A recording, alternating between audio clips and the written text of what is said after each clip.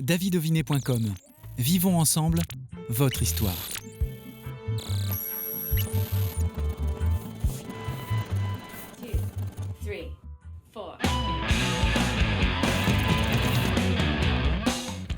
De retour pour des numéros inédits de Backstage, soyez les bienvenus. Aujourd'hui, ambiance clair de lune avec le groupe Shelter Colony qui va nous présenter leur album Moonglade. Et dans le groupe Shelter Colony, il y a Nance. Salut David. Nance. Salut. Salut Bastien. Salut David. Vous êtes deux sur le plateau, mais dans le groupe, vous êtes en réalité trois. Tradition oblige, présentez-nous les absents, ou plutôt l'absente, Nance. Oui, c'est ça, c'est Justine, notre batteuse, qu'on salue.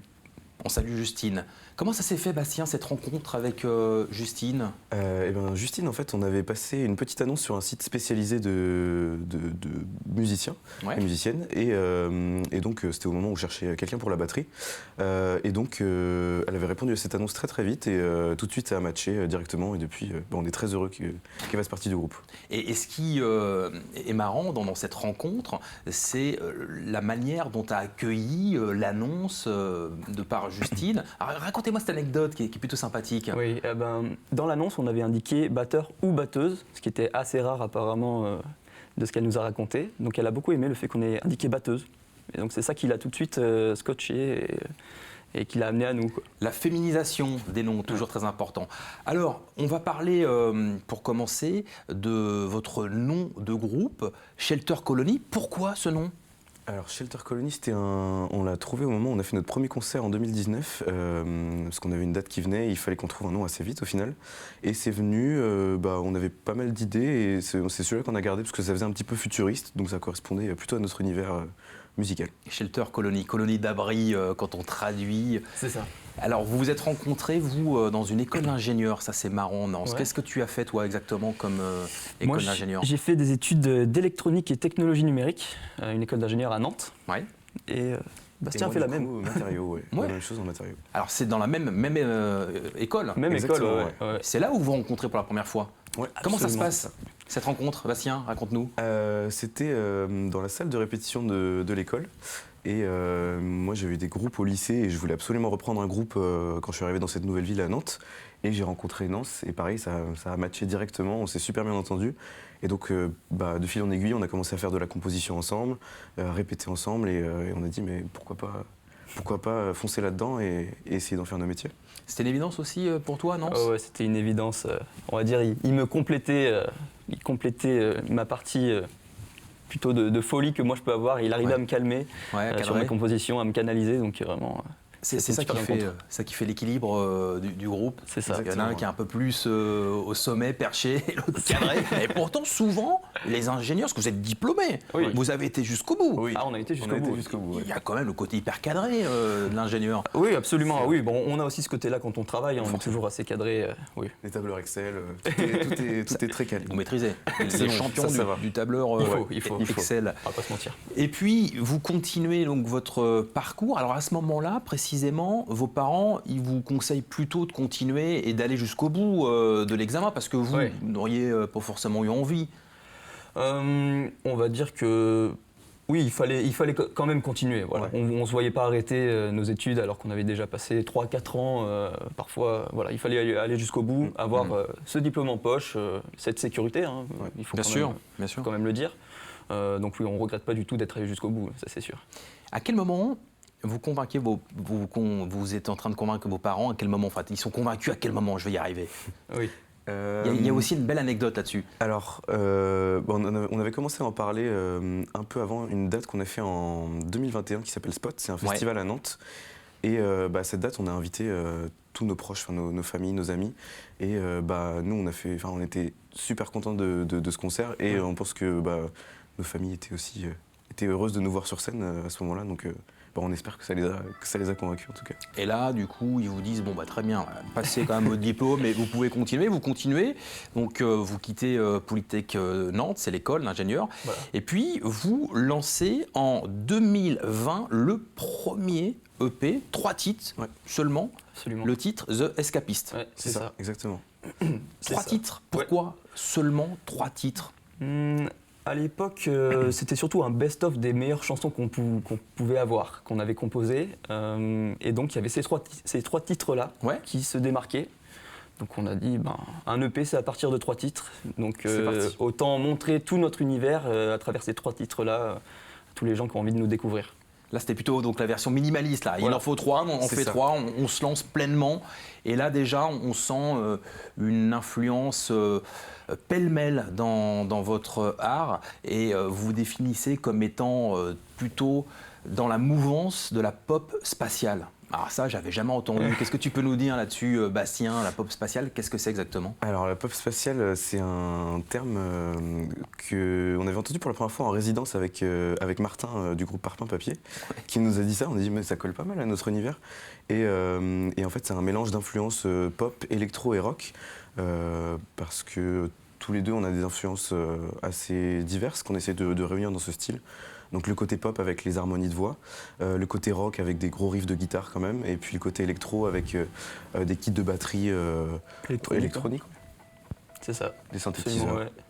C'est ce qui regroupe en un mot ou deux toutes vos influences. Et dans ce que tu me dis, Bastien, tu oublies aussi le rap, et ce qui nous amène tout de suite à parler de votre dernier album, Moonglad, avec un morceau rap. C'est ça, exactement. Ouais, le morceau KO. C'est ça, c'est un morceau qui s'appelle KO, qu'on a fait en featuring avec un rappeur nantais qui s'appelle Oni, et qu'on a rencontré à l'occasion d'un festival en 2020. Et tout de suite, pareil, on a eu une vraie rencontre super intéressante.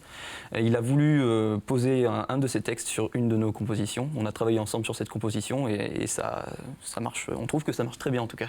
On en est très content. Alors, qu'est-ce qu'il a exactement de plus, cet album? Comment on peut le définir?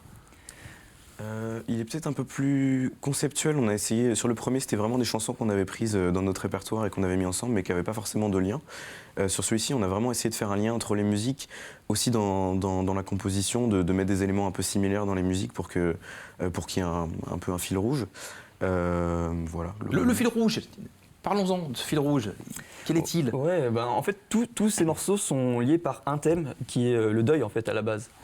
Chaque chanson est une étape du deuil et chaque chanson raconte cette histoire-là c'est ce qui a à la base en tout cas créé le concept de l'album Moonglad. Voilà. La mort, mais l'amour aussi. Oui, tout à fait, oui. Ça se retrouve aussi dans des morceaux comme Bittersweet qui parlent justement de l'amour, de la confiance en soi, ce genre de choses. Oui, il y a toujours, je pense que tous les artistes parlent toujours de l'amour. Bien sûr, dans les albums. Oui, même sans le vouloir. Oui, évidemment. Vos influences, vous, plutôt, c'était lesquelles quand vous étiez un peu plus jeune, même si vous êtes encore très très jeune? Mais t'écoutais quoi, toi, Bastien? Alors, moi, j'écoutais beaucoup Coldplay quand j'étais plus jeune. J'écoutais aussi, alors un peu plus récemment, de la folk, pas mal de folk américaine, du jazz, du classique, du rap. Enfin, vraiment tout ce qui peut éveiller mon oreille. J'essaie d'écouter pas mal de styles différents parce que j'aime ça. Bah oui, c'est ce qu'on ressent d'ailleurs à travers votre travail. Dans le même esprit, toi, non? T'écoutais très éclectique aussi. Mon groupe préféré c'est Muse, mais j'ai grandi avec Jean-Jacques Goldman, Francis Cabrel, Gérald de Palmas, donc il y a des choses comme ça. Et puis j'écoute aussi bien du classique, du jazz, du blues, de par mon papa, Eric Clapton. Voilà, il peut y avoir de tout. Ton papa, c'est Eric Clapton, ton papa, c'est ça? Mon papa est Eric Clapton, absolument. Il y avait beaucoup d'influence aussi de par les parents, forcément. Voilà. Des concerts à venir aussi, parlons-en, c'est le moment de faire la promotion de Shelter Colony.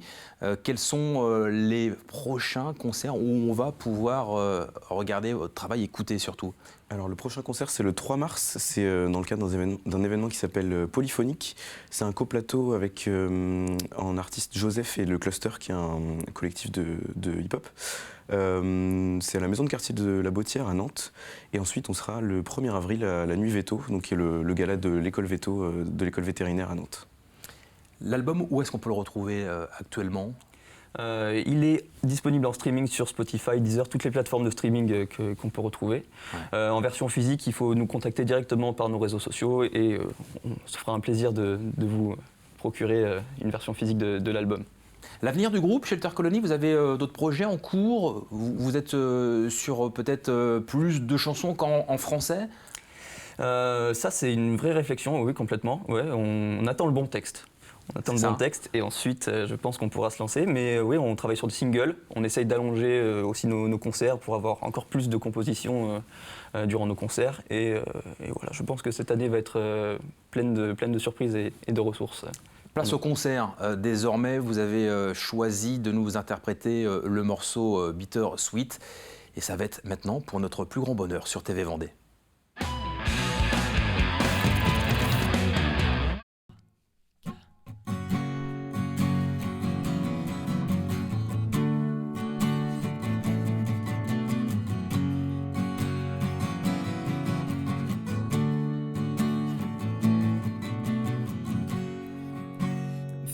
Small again, looking for a hiding place.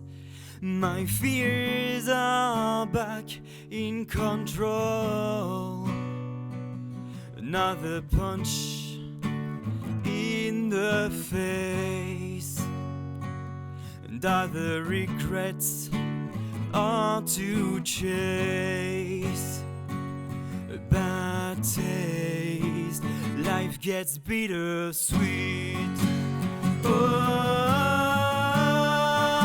my charms are obsolete. Oh,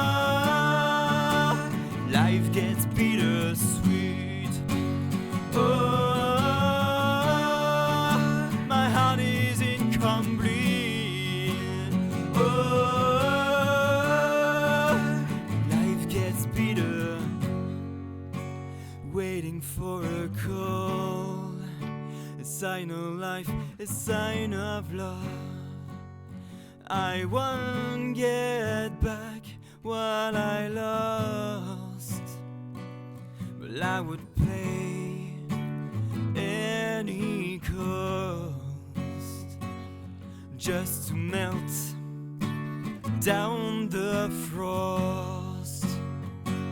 To see your face, life gets bittersweet. Oh, my charms are obsolete. Oh, life gets very sweet. Oh, my heart is incomplete. Oh, life gets bittersweet. Bittersweet de l'album Moonglade de Shelter Colony. Merci infiniment. Où est-ce qu'on peut vous retrouver sur les réseaux? Sur Instagram. Sur Facebook aussi. Et sur toutes les plateformes de streaming, Spotify, Deezer. Merci d'être venu. Merci beaucoup. Et puis, nous retrouverons l'émission également sur le site internet tvvendée.fr. À la semaine prochaine pour un nouvel épisode de Backstage. Salut!